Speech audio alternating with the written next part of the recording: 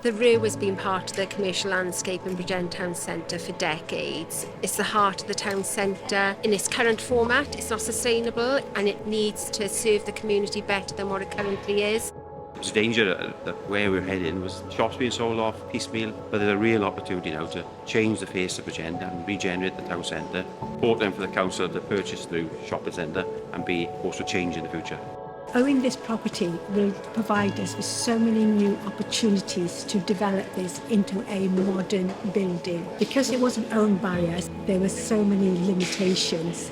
But owning the whole of it now, we can bring retail accommodation, bring back the market. In the long term, we're saving millions.